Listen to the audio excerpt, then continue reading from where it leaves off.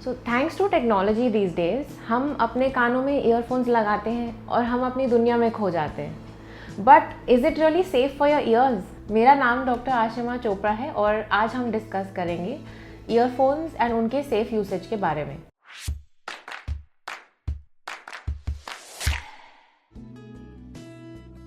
पहले जानते हैं कि हमें आवाज़ सुनाई देती कैसे है। ये हमारे ईयर का एक पिक्चर है। जब साउंड वाइब्रेशंस हमारे कान में एंटर करती हैं हमारे ईयर कैनाल के द्वारा, ये हमारे कान का पर्दा है यानी कि ईयर ड्रम, जो वाइब्रेट करता है साउंड की वजह से। यहाँ से वाइब्रेशंस फिर हमारी कान की 3 सुनने की हड्डियों में जाती हैं और यहाँ से ये वाइब्रेशंस ट्रांसमिट होती हैं हमारे इनर ईयर यानी कि अंदरूनी कान यानी कि हमारी कॉक्लिया में। कॉक्लिया में एक सेंसरी ऑर्गन होता है सुनाई का, जिसको हम हेयर सेल्स कहते हैं। ये हेयर सेल्स हैं, ये वाइब्रेट करते हैं। यहाँ से साउंड हमारे नर्व में ट्रांसमिट होती है। ये हमारी सुनने की नर्व है जो यहाँ जा रही है। ये सुनने की नर्व फिर ये इलेक्ट्रिकल सिग्नल साउंड के हमारे ब्रेन तक ले जाती है।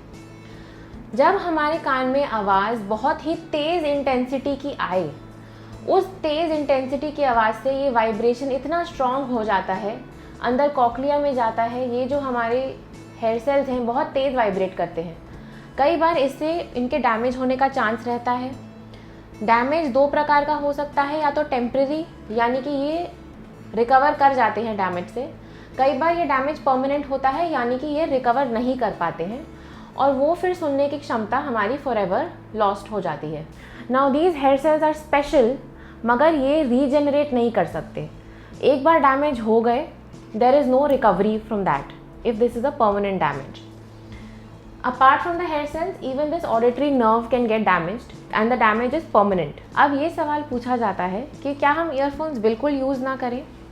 हम ईयरफोन्स यूज़ कर सकते हैं हमारी डेली लाइफ में। आजकल with the advent of technology earphones के बिना रहना बहुत मुश्किल है, लेकिन हमें ये जानना चाहिए कि हमारी सेफ लिमिट्स कितनी हैं। हम कितनी इंटेंसिटी पर साउंड सुन सकते हैं, कितनी देर तक साउंड सुन सकते हैं और किस फ्रीक्वेंसी पे ये साउंड हम सुन सकते हैं।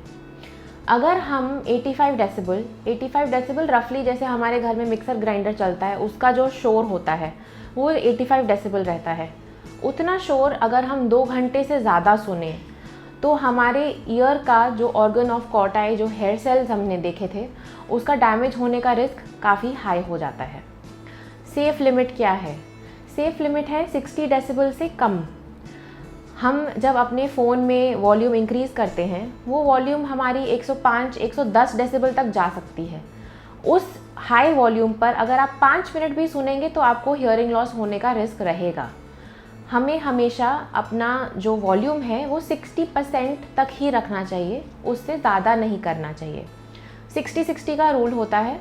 60 decibel hearing volume for 60 minutes यानी कि 1 घंटा। 1 घंटा आप उसको सुनिए और उसके बाद आपको वो बंद कर देना चाहिए, ब्रेक लेना चाहिए। 5 मिनट 10 मिनट का ब्रेक लीजिए और फिर से उसको सुनिए। हम क्या कर सकते हैं अगर हमें ईयरफोन्स रेगुलरली यूज़ करने हैं अपने काम के लिए या आजकल बच्चों को ऑनलाइन क्लासेस के लिए? पहली चीज़, अगर हम लैपटॉप का स्पीकर या कोई भी प्रकार का एक्सटर्नल स्पीकर यूज़ करें दैट इज़ बेटर। अगर वो नहीं है हमारे पास ऑप्शन तो ओवर द ईयर हेडफोन्स आते हैं जो आसपास लग जाते हैं, that is better then in the ear headphones. दूसरी चीज़, एडवांस टेक्नोलॉजी वाले नॉइज़ कैंसिलेशन ईयरफोन्स, ये हमेशा बेटर रहते हैं क्योंकि बाहर की जो आवाज़ है उसको कैंसिल करके सिर्फ हमें जो आउटपुट नॉइज़ जो हमें सुनना है सिर्फ उसकी आवाज़ देते हैं। आपके ईयरफोन्स आपको किसी और के साथ शेयर नहीं करने चाहिए क्योंकि इससे हमेशा इन्फेक्शन बढ़ जाने का रिस्क रहता है। एंड हमें कोई भी हियरिंग लॉस के इनिशियल सिम्टम्स हमें होने लगे तो हमें उसके ऊपर ध्यान देना चाहिए।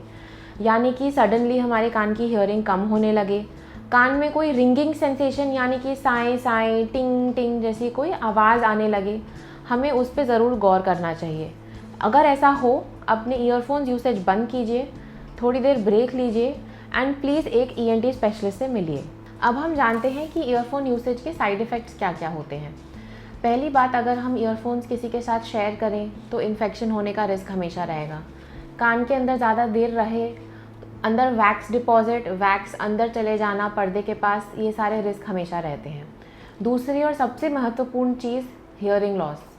हमें ज़्यादा ये यूज़ करने से हियरिंग लॉस हो सकता है। ये हियरिंग लॉस टेम्प्रेरी हो सकता है, टेम्प्रेरी यानी कि जो हमारा हेड सेल्स हैं वो अफेक्ट होंगे लेकिन रिकवर कर जाएंगे। ये hearing loss can last anywhere between आधा घंटा, 2 घंटा, 3 दिन, 1 हफ्ता, कह नहीं सकते। दूसरी चीज़ टिनिटस यानी कि कान में आवाज़ बजने की फीलिंग, शाएँ शाएँ होने की फीलिंग, ये रह सकती है। परमानेंट हियरिंग लॉस भी हो सकता है। नॉइज सेंसिटिविटी एंड डिस्टॉर्शन भी हो सकता है। अब जानते हैं कि हमें डेसिबल्स कैसे पता चलेंगे अपने फ़ोन पे कि 60 डेसिबल्स हो गए। हमारा जनरली फ़ोन का मैक्सिमम आउटपुट 100 टू 110 डेसिबल रहता है। तो आपका जो वॉल्यूम का ग्रेडियंट है उसमें आप 60% तक भी रखेंगे, यानी कि वो रफली आपका 60 डेसिबल्स है, उतना हियरिंग वॉल्यूम आपके लिए सेफ़ रहेगा। दूसरी चीज़ क्या, ब्लूटूथ हेडसेट्स सेफ़ हैं। ब्लूटूथ हेडसेट्स टेक्नोलॉजी से ऐसा हमारे हियरिंग में कोई इशू नहीं होता है। हमें डेसिबल्स यानी कि वॉल्यूम पर ज़्यादा ध्यान देना चाहिए।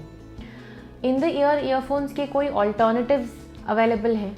ऑल्टरनेटिव्स बिल्कुल हैं। आप ओवर द ईयर यानी कि जो ऊपर लगने वाले हेडफोन्स होते हैं वो यूज़ करिए, या तो एक एक्सटर्नल स्पीकर यूज़ करिए। आइए अब जानते हैं कि हमें डॉक्टर के पास कब कब जाना चाहिए।